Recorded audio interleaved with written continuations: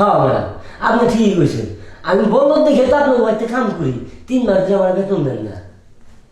হ্যাঁ, কিসের বেতন দেবে? তাহলে আমি বেতন না দিলে তো সাহেব তো বেতন দেয়। হ্যাঁ দেয়, হে মাসে বেতন হে মাসে দেয়, তাই একদিন 1500 200 এভাবে দেয়। তাই কি দেই তো? আচ্ছা থাই আমি কাজ করি গে। এই দাঁড়া, কই যাস? কে?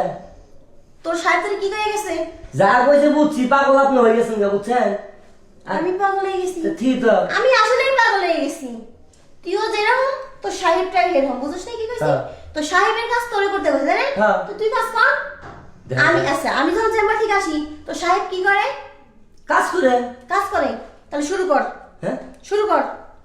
খুল খুল খুল, এরে খুল, এরে খুল। এই, এরে খুল। খুল রে। দেখা তো সাহেবের মিশন হাত দিন কে? কে তো সাহেব তোরে কি কইছে? কাজ করবো কইছে। তাহলে কাজ শুরু কর। আমার দাঁড়িয়ে রইছিস তোরে? আপনি শুরু কর। মহিলা মানুষ, আমি আপনার জামা কিনুন। একটা কিন্তু সরার বয় তো শেফা দি। শুরু কর। দেখা অবস্থা, খুল খুল খুল। আমার শরম করতেছে কিন্তু। চালু করে শুরু কর। সাহেব কে কাজ করে কথা কইছে, আমার জামা কাজ চাকরি এটা। তো সাহেবের চাকরি করতে হয়েছে, তাই না? হ্যাঁ কি কইছে? কইছে তো কাজ করবি। কাজ করার কথা কইছে না? যে তোর ম্যাডামের কাজ করবি, কয় নাই কিন্তু বাসার কাজ করবি। দেখা হচ্ছে কি উল্টা পাল্টা কইতাছে। আপনি কাপড় খুলবা পাইলে তো। চুপ। কাট, আবার আসো ভাবি, এই লোকটা কে? আর আমাদের বাসায় কি করতেছে? তাও আবার তোমার রুম থেকে বের হলো এত সকালবেলায়। আসলে মানে হয়েছে কি, আমার খালাতো ভাই কালকে গাড়ি পায়নি তো, তাই রাতের বেলা আমাকে ফোন দিছিল বিপদে পড়ে, তা আমার রুমে আশ্রয় দিছি। আমি তো তোমার খালাতো ভাইরা সবাই চিনি, কিন্তু কেয়ারে তো কখন দেখি নাই। আসলে ওর দেখবি কিভাবে, তুই তো আমার সব খালার বাড়িতে যাস নাই, আমার মার বান্ধবী আছে একটা, তার ছেলে আর কি। হ্যাঁ হ্যাঁ, তার ছেলে, খালাতো ভাই। আচ্ছা, আমি না চিনলাম, কিন্তু নিলাম না, কিন্তু ভাইয়া তো চেনে। ভাইয়ারা জিজ্ঞেস করে দেখি চেনে কিনা।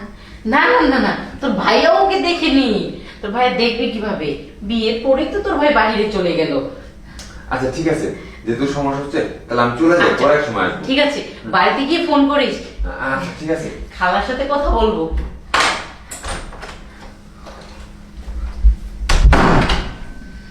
লোকটা যে তাড়াহুড়া করে বের হলো, মনে হচ্ছে তোমার খালাতো ভাই।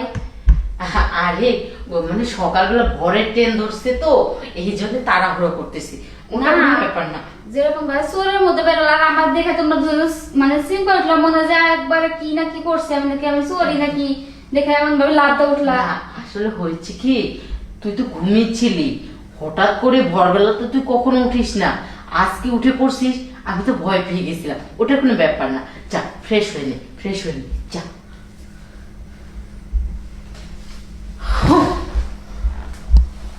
আল্লাহ, যেভাবে জেরা করতেছিল উকিলও মনে হয় এভাবে জেরা করে না। যাক, বাচ্চা গেছে, যেভাবে হোক ম্যানেজ করে নিছি, কিন্তু এরপর থেকে আমার সতর্ক থাকতে হবে। রুমের দিকে যাই, আমিও গোসলটা করে নিই।